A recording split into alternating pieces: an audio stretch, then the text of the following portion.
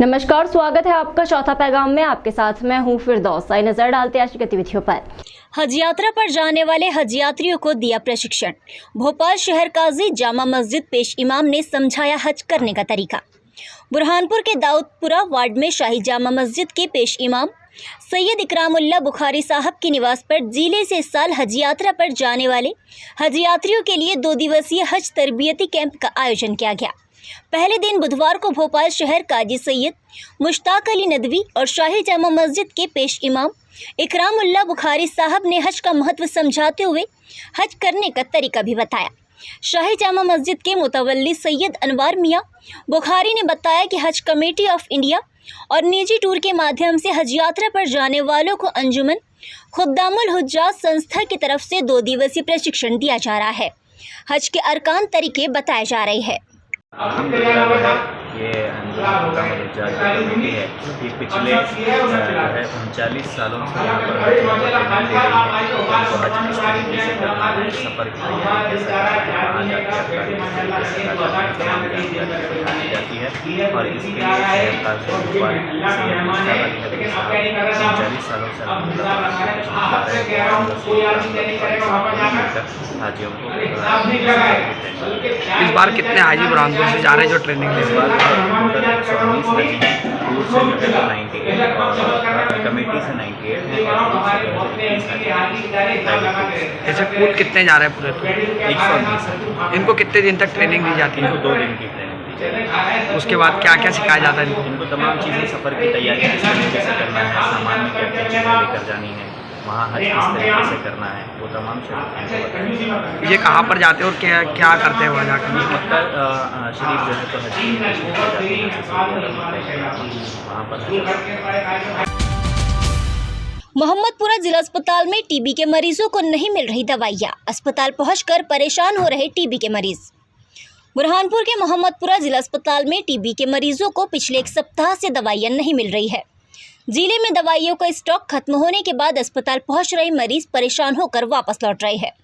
स्वास्थ्य विभाग के अफसरों से शिकायत करने के बाद भी जिले में टीबी की दवाइयां नहीं पहुंच रही है।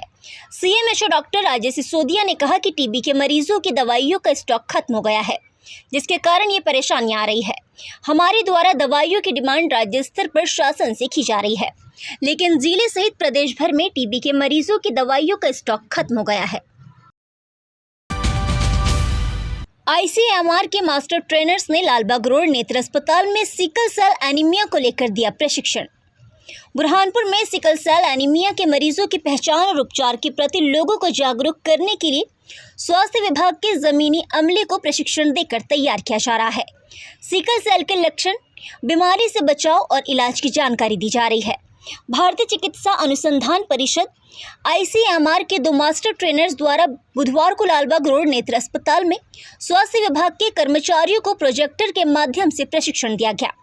सिकल सेल एनीमिया से बचाव और इलाज के संबंध में जानकारी दी गई। किया जा रहा है और इसमें हम देखिए थ्योरी पार्ट भी बता रहे हैं और सिकल के बारे में कैसे जांच की जाती है और सिकल सेल एनीमिया कैसे होता है।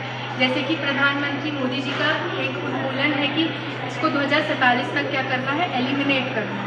तो इस बारे में हम आए हैं आईसीएमआर से, जो राष्ट्रीय जनजाति स्वास्थ्य अनुसंधान संस्थान जबलपुर से, और हम जिनके अंडर में, उनका नाम है doctor Ravindra Kumar sir, scientist C, जिसके सानिध्य में हम यहाँ पर आके प्रशिक्षण दे रहे हैं। ये 2 दिवसीय प्रशिक्षण है, जिसमें हमने क्या इंक्लूड किया, पहले हमने ट्राइबल ब्लॉक्स भी इंक्लूड किए थे, अब हमने नॉन ट्राइबल ब्लॉक को भी इंक्लूड कर लिया है। तो इससे हम क्या कर सकते हैं कि एक अवेयरनेस को क्रिएट करना चाहते हैं कि इस बीमारी को कैसे ख़त्म किया जाए, और जिसमें हम एक लैब का भी प्रशिक्षण रख रहे हैं, जो सबको जानकारी हो कि इसकी बीमारी को टेस्ट कैसे किया जाता है और कैसे इसको हम अच्छे प्रॉपर तरीके से डायग्नोस कर पाएँ, जिसमें हमने आशा आंगनबाड़ी कार्यकर्ताओं को भी इंक्लूड किया गया है। कब तक चलेगा मैडम? जी सर, 16 तारीख तक है, कल भी रहेगा इसकी ट्रेनिंग सेशन। इसके प्रथम चरण क्या है, पहचान कैसी होती है इसकी सिकल सेल की? सिकल सेल की जो पहचान है सर, ये एक प्रकार से एक अनुवांशिक बीमारी है। अनुवांशिक ऐसा होता है कि माता पिता से बच्चों में स्थानांतरित होती है। तो हमें इसका पहचान करने के लिए क्या होता है कि कुछ प्रशिक्षण होते हैं। तो प्रशिक्षण के लिए सबसे पहले होता है सॉल्युबिलिटी टेस्ट किया जाता है, फिर और भी टेस्ट किए जाते हैं। जैसे अब क्या आने लगी है, पॉइंट ऑफ केयर डिवाइसेस आ गई हैं, जिसमें 5 से 6 मिनट में भी रिजल्ट होता है। इसमें 2 प्रकार की अवस्थाएं होती है। एक होता है सिकल सेल का कैरियर, जिसको हम वाहक भी कहते हैं। एक होता है सिकल सेल का डिसीज वाला, रोगी वाला व्यक्ति। तो 2 तरीके की अवस्थाएं होती हैं। तो इसको जब हम प्रशिक्षण के माध्यम से, जैसे कि हमने जो टेस्ट लगाया उसके माध्यम से हम पता कर सकते हैं कि कौन सा व्यक्ति वाहक है और कौन सा व्यक्ति रोगी है। अगर मान लीजिए कोई बच्चा रोगी निकल पाया जाता है तो हमको क्या करना है कि उसके माता पिता की भी जानकारी निकालनी है और माता पिता का भी प्रशिक्षण कराना जरूरी है। जैसे कि आप सब जानते हैं कि जैसे हम शादी के पहले कुंडली मिलाते हैं, उसी तरीके से हमें सिकल की कुंडली मिलाना भी बहुत ज़रूरी है, क्योंकि इसको हम इसी तरीके से रोक सकते हैं कि एक वाहक व्यक्ति आपस में शादी ना करें, और या तो वाहक और वाहक व्यक्ति है अगर, तो वो एक नॉर्मल इंसान से शादी कर सकता है। और कभी भी शादी करने से पहले या प्रेगनेंसी प्लान करने से पहले ये ज़रूर देख ले कि वो कोई व्यक्ति रोगी तो नहीं है, कि कोई वाहक तो नहीं है। तो ये सब जानना बहुत ज़रूरी है। क्या नाम है मैडम? मेरा नाम एकता कोतपल्लीवाल है। कहाँ से आए आप? शाहपुर के ग्राम बरसिंगी में पति पत्नी के विवाद के बाद ससुराल पक्ष के लोगों ने की दामाद के साथ मारपीट, सिर पर फावड़ा मारकर किया घायल, जिला अस्पताल में कराया भर्ती। शाहपुर थाना क्षेत्र अंतर्गत ग्राम बरसिंगी में पति पत्नी के बीच हुए आपसी विवाद के बाद ससुराल पक्ष के लोगों ने घर पहुंचकर दामाद के साथ मारपीट की। सिर पर फावड़ा लगने के बाद घायल को उपचार के लिए जिला अस्पताल में भर्ती कराया गया है। घायल शाहबाज पिता हबीब तड़वी ने बताया कि मेरे पत्नी के साथ पारिवारिक झगड़ा हुआ था, जिसके बाद ससुराल पक्ष से आए सास ससुर और सालों ने मिलकर मारपीट की, सिर पर फावड़ा मारकर घायल कर दिया। पुलिस ने घायल के बयान दर्ज कर मामले की जांच शुरू कर दी है।